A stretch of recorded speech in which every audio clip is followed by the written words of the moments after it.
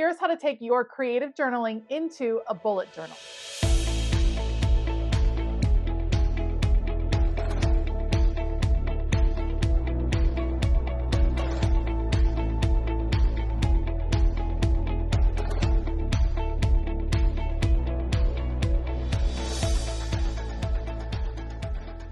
Hey y'all, I'm Elisa, the Scrappy Wife behind ScrappyWife.com, and welcome back to my From the Vault series that we are doing this summer.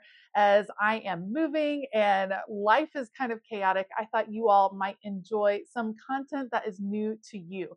The From the Vault series is a series of formerly exclusive Patreon videos. So these are videos that I made exclusively for my patrons in the past that I thought you all might enjoy right now. And this one comes from a series we did on creative journaling. We had a whole thing about how to get into creative journaling and what things you could journal about. And it was a really fun series that I very much enjoyed, and I know my patrons did as well. So today's video is the third in the series, and it's all about digging into creative journaling in a bullet journal, which I love, and some of my favorite creative journals have been within the pages of a bullet journal. So let me take you to the throwback video from the vault. This is creative journaling in a bullet journal. All right, so today we're going to work in my bullet journal. I have printed out the printables for the month of March. Those are available at the $25 tier. So if you're in that tier, you can find these printables. If you can't find them, then let me know and I can kind of point you in the right direction. But I have the printables. I have some washi tapes pulled out as well. And we're going to get going in my bullet journal. I think I am going to put you guys on fast forward and add the voiceover after the fact. Just so I can like think through, and I'll kind of give you how I get going with the blank page. I think that that is what is most intimidating about working in a bullet journal, just because the page starts blank and you just don't know where to start and how you want to journal and all those things. So I'm gonna just get going on that. I'll link anything that I end up using down below, but let's get creative in our bullet journal. All right, the cool thing about creative journaling, I'm going to say it over and over and over again, is that there are no rules. There are no rules. You can do what feels good to you, but I know sometimes having blank pages can feel really intimidating, and that's certainly the case for me. If you handed me these blank pages and told me to just start writing and to fill up the whole thing, I would find that overwhelming. So the first thing I often do when I'm doing creative journaling within my bullet journal is I add boxes. I add journaling boxes of some sort. These journaling pieces, this printable definitely lends itself to that, of course. But also you can use stickers. You can draw in your own boxes. You can use washi tape to create boxes. I like sectioning off. Sometimes I know in advance what I want to put in each section. For instance, I might do one really long, thin section for a brain dump. I might do, some different list sections. I might do a box intended for a quote. Sometimes I know in advance, sometimes I don't. Sometimes I'm just playing with boxes on the page, and then as I start journaling, then I'll kind of figure out what I want to go where. So the first thing I'm going to do on this spread is, of course, trim all of these out and then figure out where I want to place them on the spread. I actually just printed out these printables on 32-pound bright white printer paper.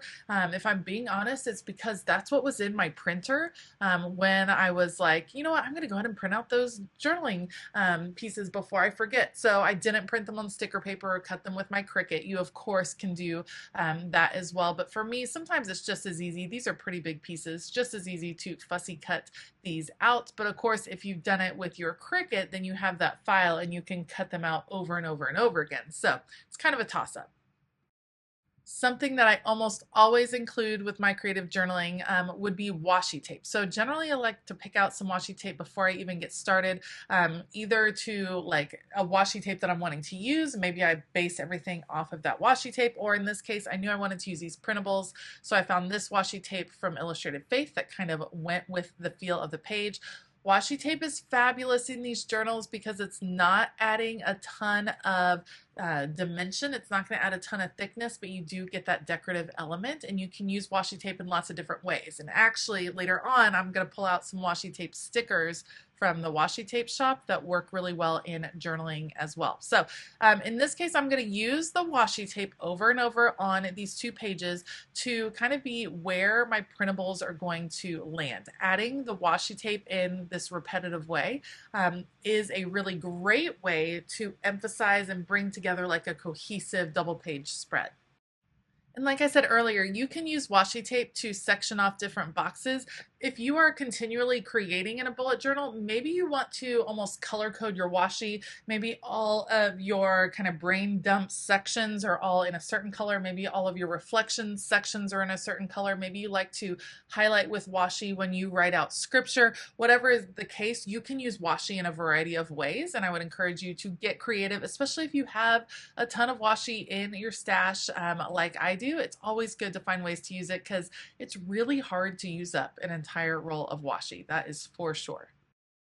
Now, like I said, I don't always plan out what I'm going to write where when I'm putting things down in this kind of blank grid journal, but it's a good idea to keep in mind what things you might want to be writing and where writing is going to go. So for instance, I know that I'm going to write in the circle where the plant is at the bottom right. I know there's going to be something bold in the journaling box at the top. I know that my date is going to go where that rainbow is because I'm a creature of habit and I really like for the dates to be in that upper left-hand corner. I feel like that was ingrained in me from school, so almost always that's where my date ends up.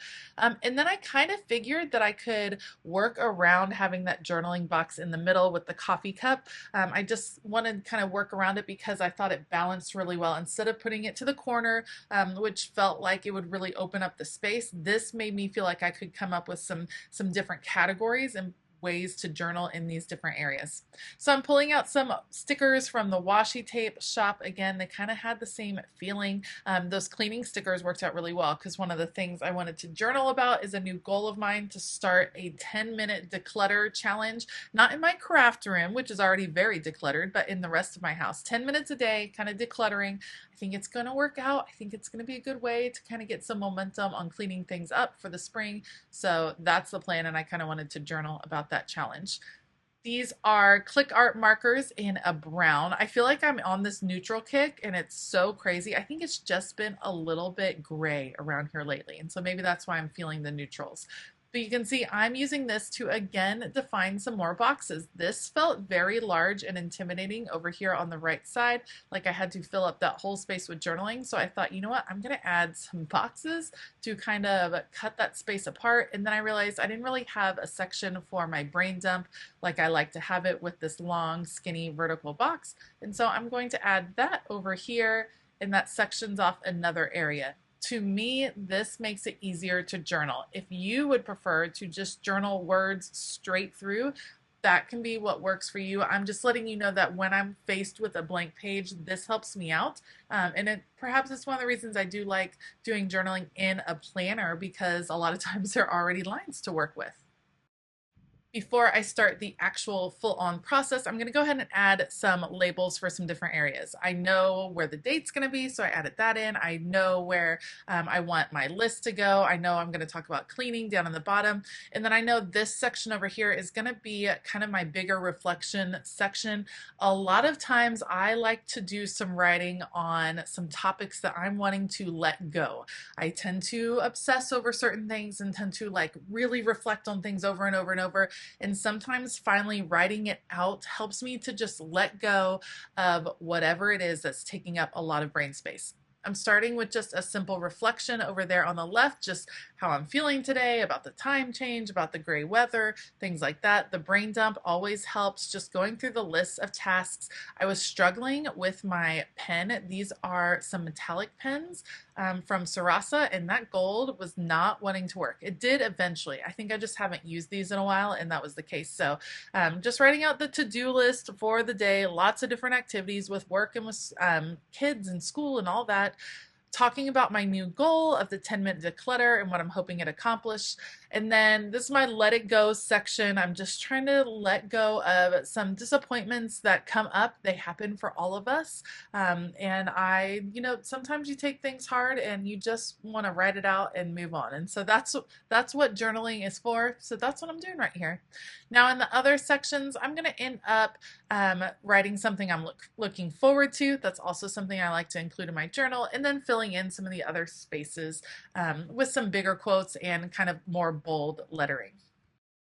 I hope you enjoyed watching this process. I hope that it inspired you a little bit to try some journaling in a more blank looking journal like this one from Archer and Olive. Let me know if you decide to give it a try. Let me know if you also enjoy dividing things up, how you like to kind of attack that blank page. I would love to hear from you in the comments down below.